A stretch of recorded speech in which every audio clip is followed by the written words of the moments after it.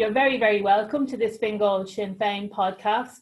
We're going to take the opportunity to talk to people from our own community, people who are involved in business and people who are involved in the community, people who are going to be part of the post-COVID Fingal world and Fingal landscape. So COVID has in many respects changed everything.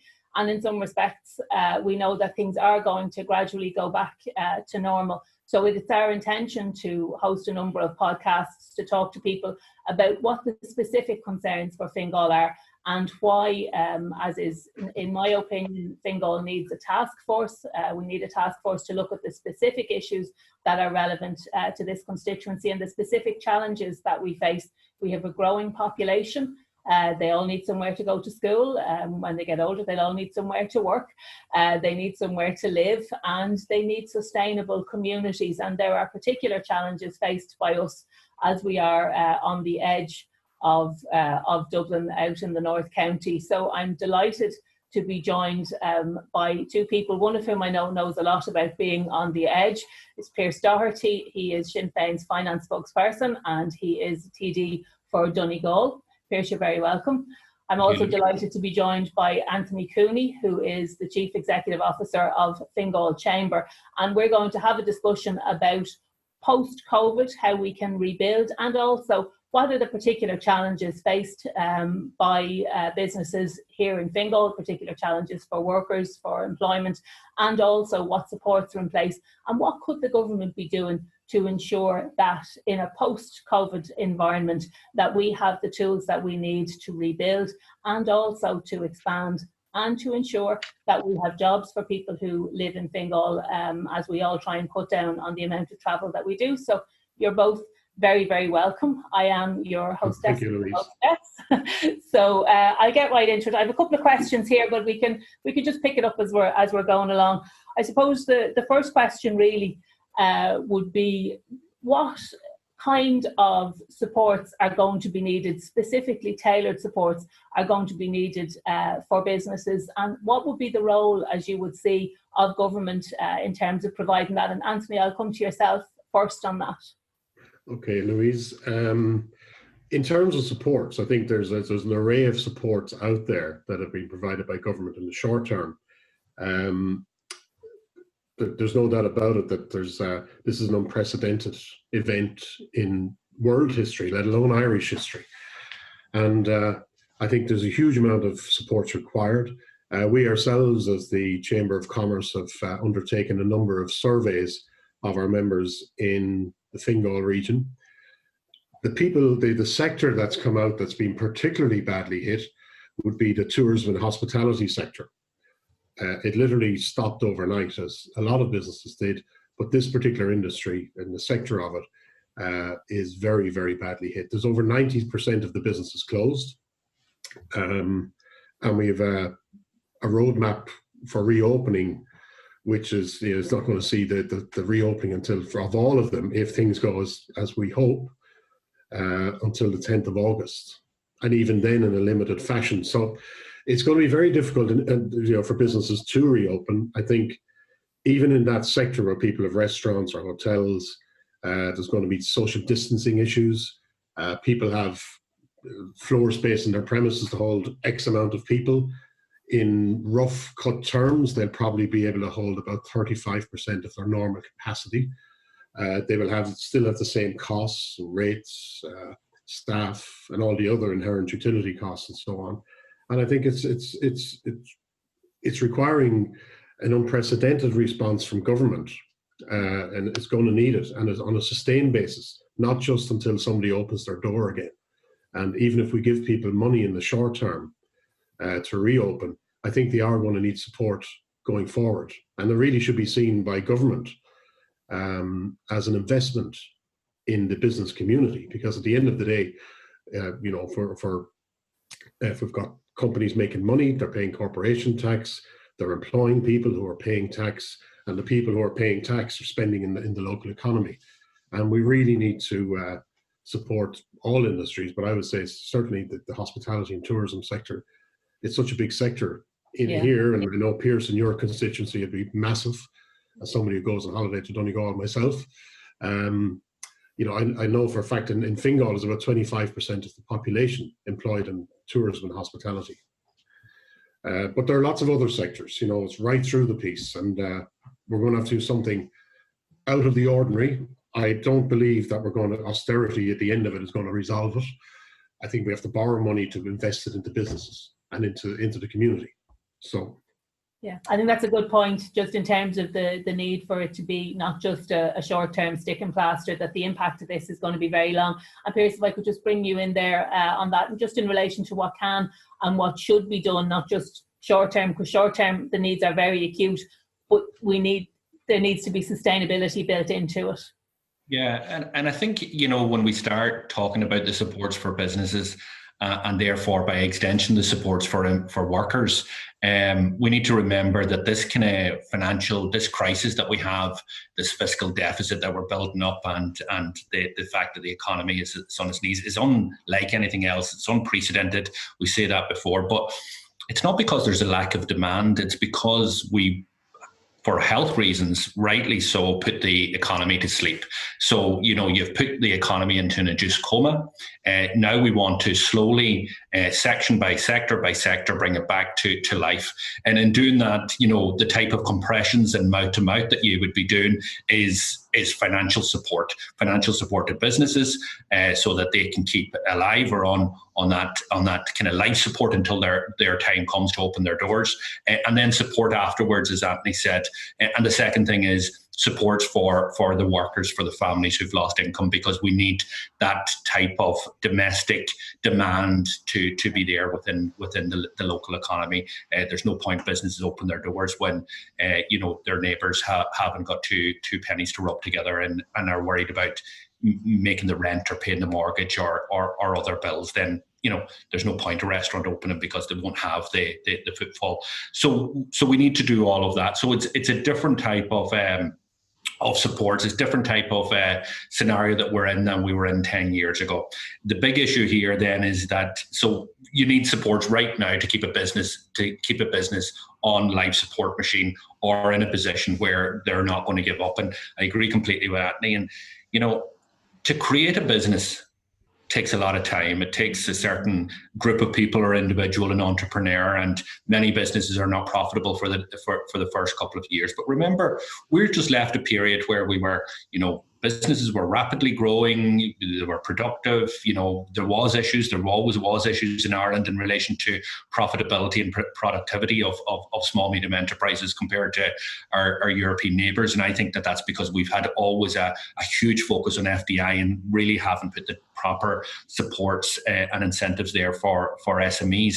But, you know, these businesses need to be kept alive. If you allow them to fail, if you allow them to basically just to not come back to life, then it'll take a huge effort for somebody else to create a business in that area, in that community. So it's absolutely essential that we provide the support. So what's needed at the minute? There is a blanket need for just additional supports that are there. So at the minute, what's there in real terms for businesses, what a lot of SMEs are looking for is grants, is that type of support, not additional debt at this point in time. And the grants that have been announced and that were available since last week, and I would encourage people to apply for them through the local authorities, but it's basically the rents bill that you paid last year, 2019's rent bill. That's what you'll get back in a grant. Minimum figure €2,000, maximum figure 10,000. What we need is a lot more than that, and it needs to be targeted. So for example, if you're a business in Fingal and you had a €8,000 rent bill, and you may be still working, you may have a downturn, but you may be still operating, you may be online, you'll get 8,000 back. If you're in the hospitality sector and your doors are closed and they're not going to open for the next number of months and you paid a rates bill of 8,000, you're getting the same amount. What we did in the north, and we have the finance minister there, what we did with the supports that were available there was they paid £10,000 sterling to all SMEs. Right? There was certain criteria like there is here in the south. But then for the affected sectors like tourism, like retail, like hospitality, like leisure, it was £25,000 sterling. Now that's not unique. Germany has done the same. Other countries have done the same. We're just way behind the curve.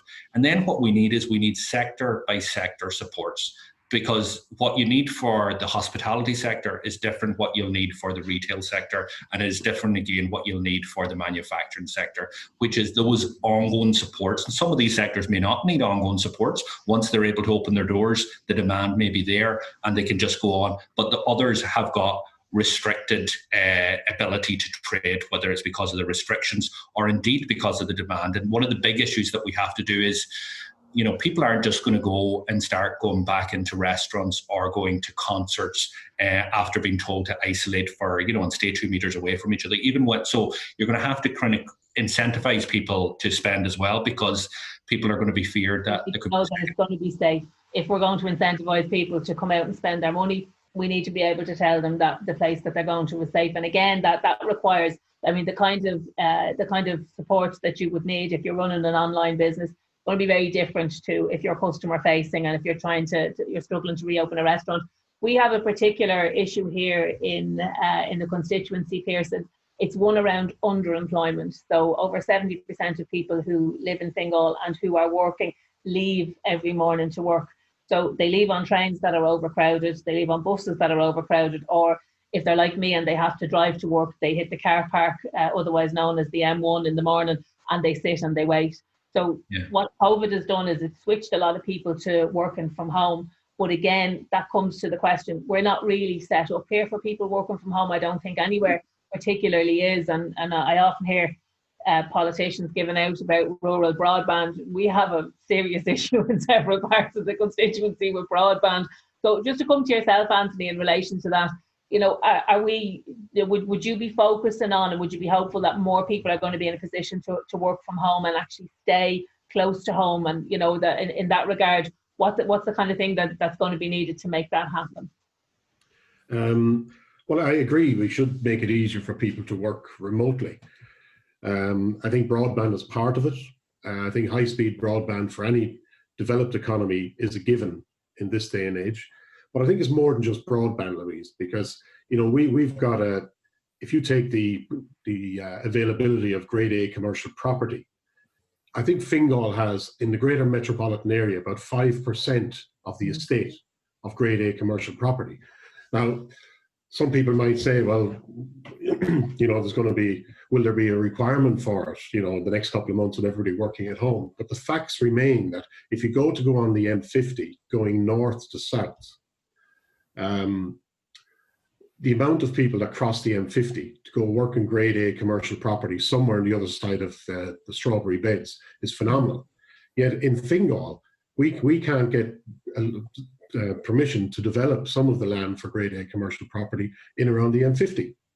Because the Transport Infrastructure Ireland are saying that the M50 is busy enough. We would argue that it's probably busy, but the reason it's busy is because everybody's on it going across the other side of the city to get to work. Not everybody, but quite a number of people. And you would make it easier for people to go to work if you put where they have to be in work closer to them.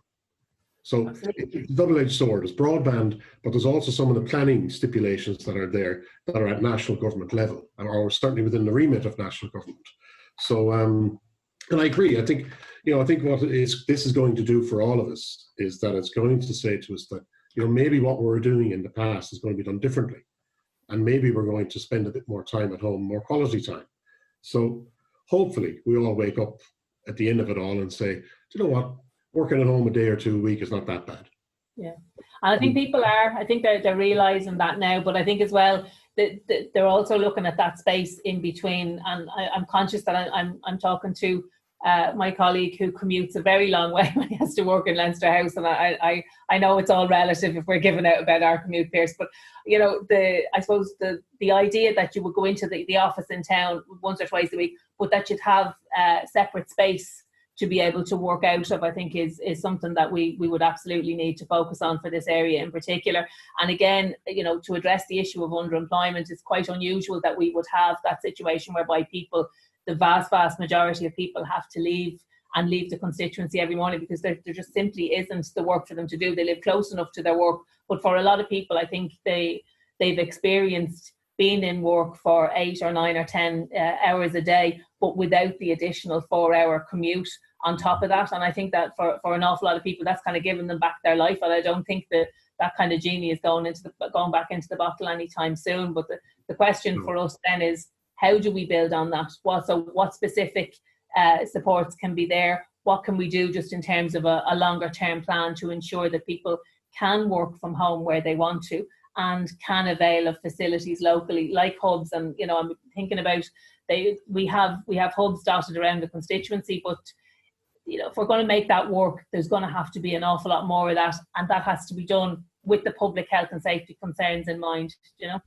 Yeah, but I think, Louise, if you don't mind, I think the most important thing at this point in time, and I think Pearse alluded to it earlier, we have to make sure that the businesses restart, and they have to be sustainable.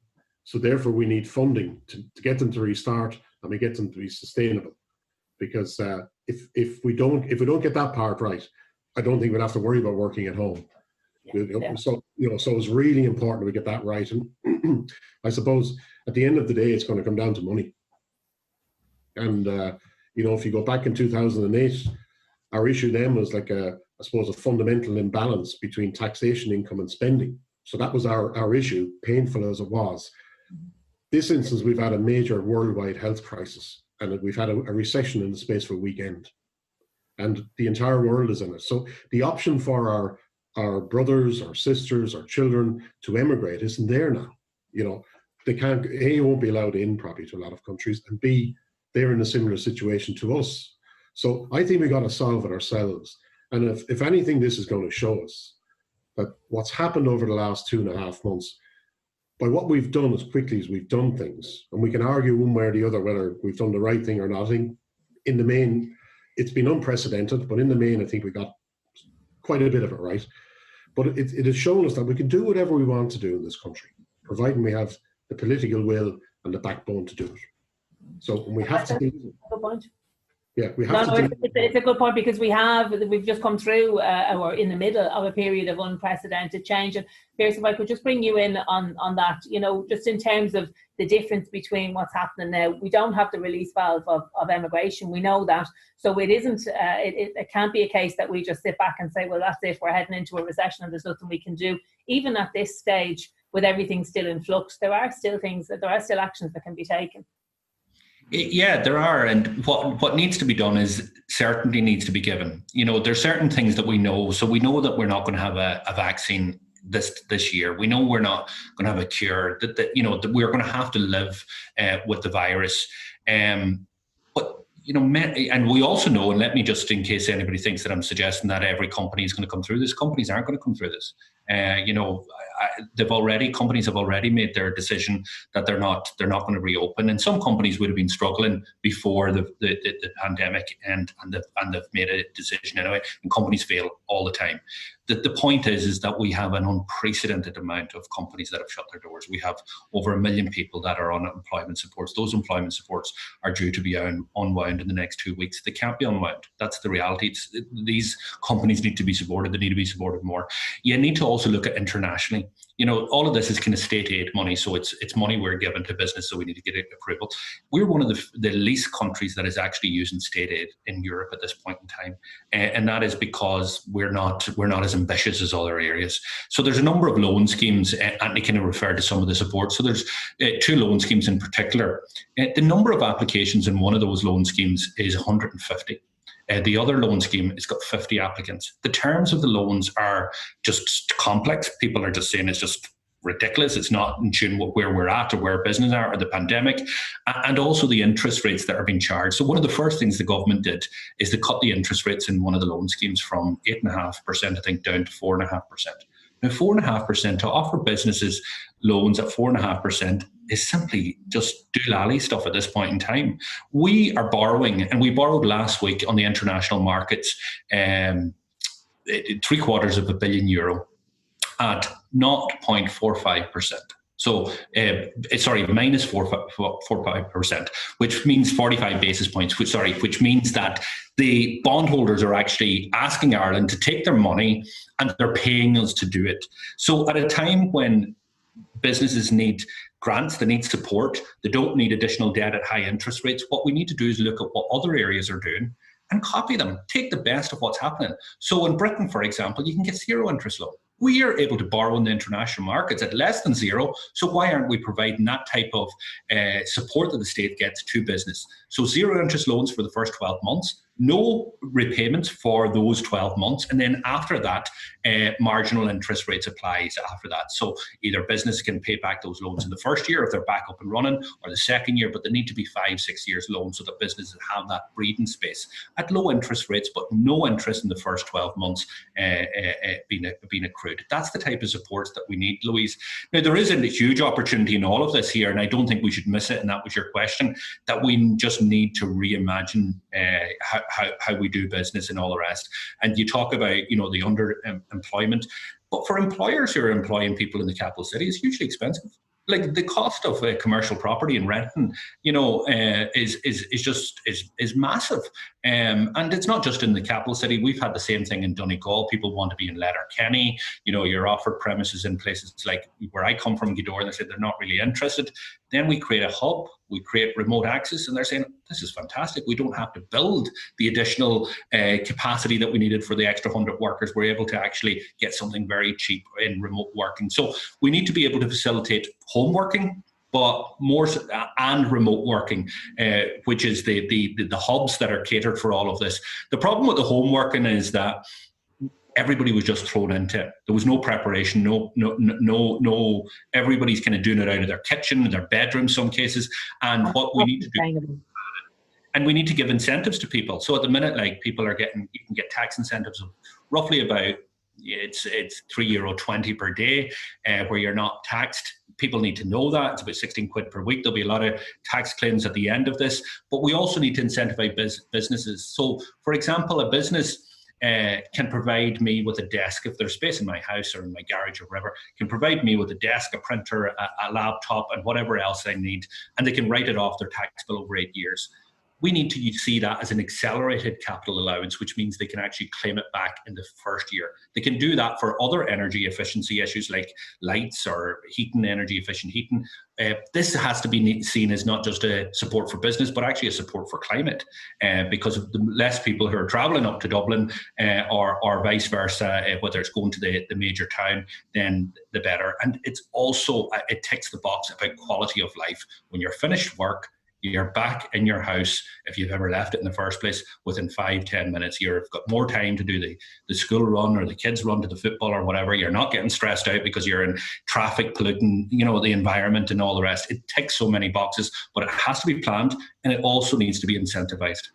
I think it does. And as someone who represented workers as a trade union organizer for a long time, I listened to a lot of employers tell me that the working from home option just wasn't going to work. It wasn't going to work. It wasn't going to work. And then bang, overnight, it's working for everyone. But you're right when you say it. I mean, a lot of it is working because it's people balancing their laptop on their lap on the edge of the bed while they're trying to deal with childcare issues. And I suppose that kind of brings me on to the next topic, which is just around what we will need specifically here in Fingal. And I know Sinn Féin have been proposing for a while that we would have a task force, because we want Fingal to be somewhere where you can live, you can bring up your family, and you can work and do so, close to home as possible. Because I think this pandemic has shown up that, that's what we need. So we're looking to bring an interagency approach to this, so that we would have education plus health plus business and enterprise plus Department of Housing working together. There's a lot of people living in Fingal, there's a lot of housing developments, and that's really good. Those people are very welcome,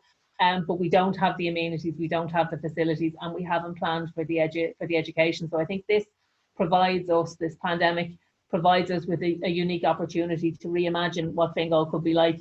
And it certainly can't continue the way it was going, which is just to keep building houses, keep putting people in as sure as night follows day. If you build a load of starter homes and a lot of young people buy them, children will come next, and they will need somewhere to go to school, they'll need creches. So I think the issue around childcare is one that has come right to the fore now, and it's not going to go away. And if I could bring you in there, Anthony, on that, just in terms of we are experiencing something of a childcare crisis here in Fingal, most especially I think it's most acute in Swords. That's certainly where we get a lot of contact, and there is going to have to be that kind of whole of life approach to how people work from now on, because it's not just simply you go to work and that's it. There has to be an element of, this is how your family is catered for. These are sustainably built communities.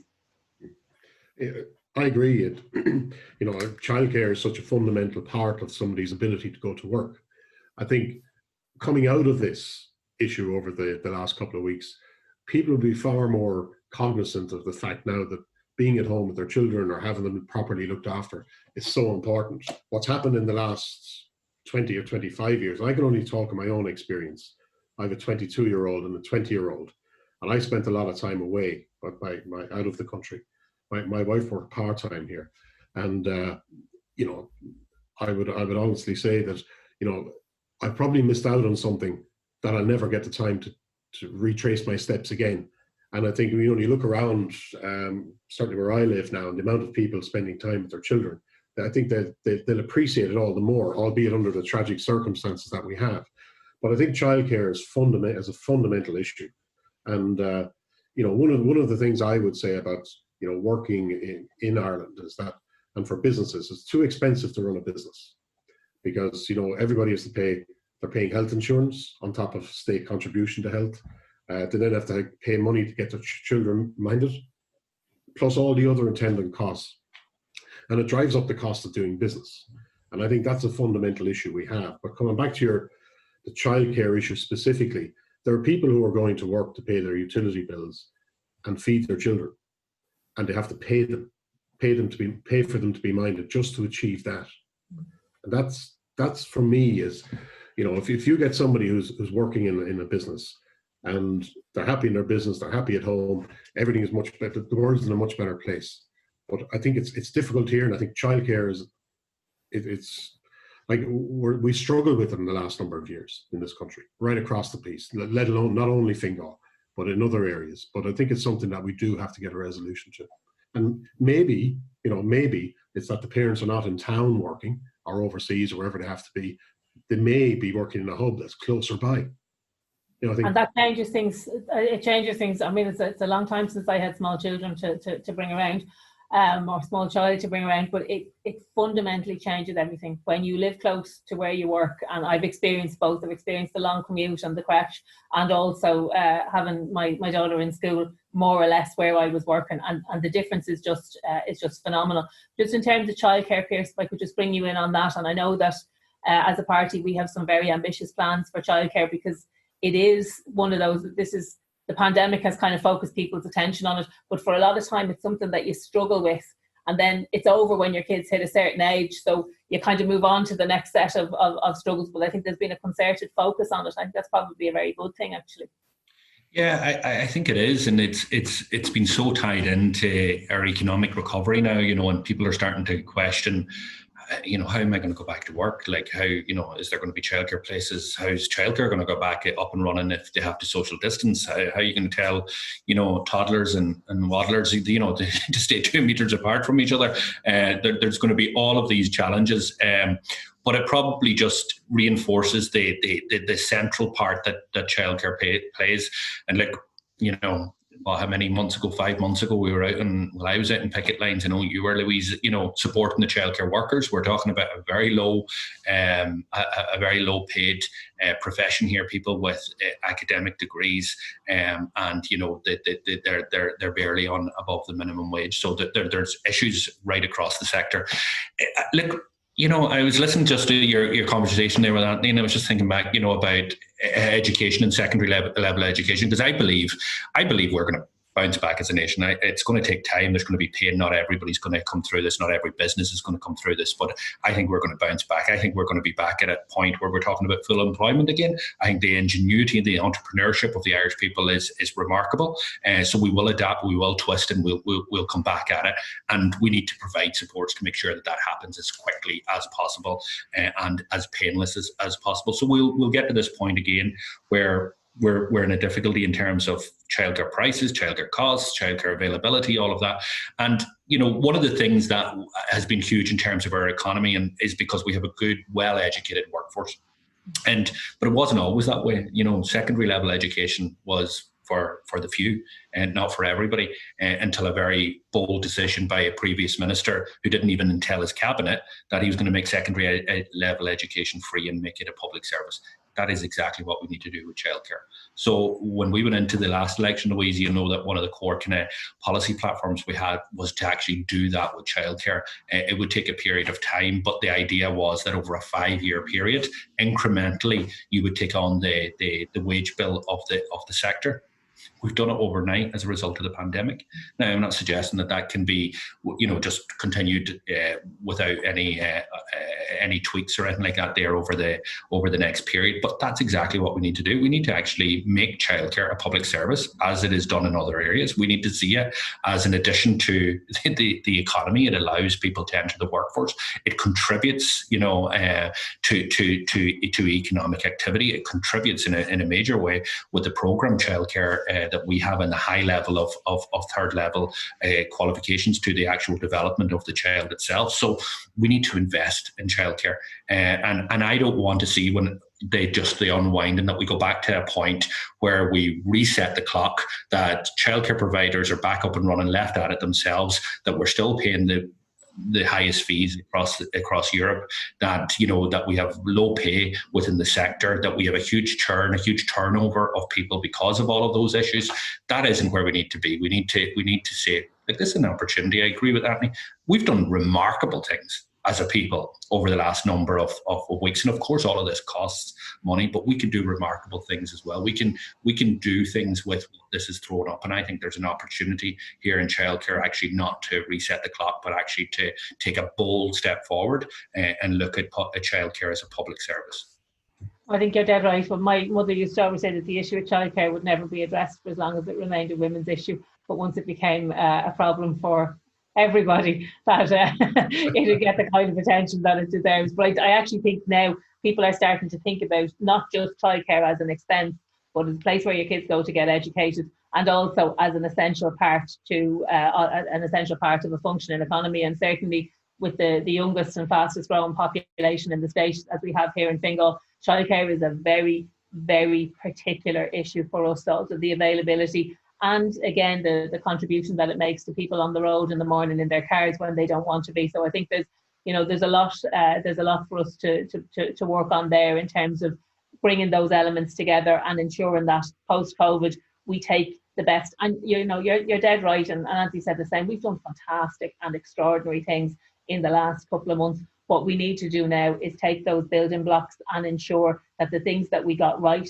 that we keep those, and the things that we now see we're getting in the way of quality of life, or getting in the way of people building business, or getting in the way of workers being able to have a decent quality of life, those things we can leave behind, and we can take the good. So I think the clock is against us. So I'm going to finish up there, and I just want to thank Pearse Doherty, and I want to thank Anthony particularly for giving us his time this afternoon. And I think this is a conversation that we need to continue post-COVID. It's one that we need to ensure that we keep the issues on the agenda. And as we rebuild, I want to see a proper task force approach to Fingal to ensure that we get all of those elements right, so that we get the education, the health, the workers' rights, the business support, and the housing, and we get all of those things right so that we can build a sustainable community, because we have a lovely community here. There's things we need to tweak, not change, but I think there's things that we can really build on there. So my thanks to both of my guests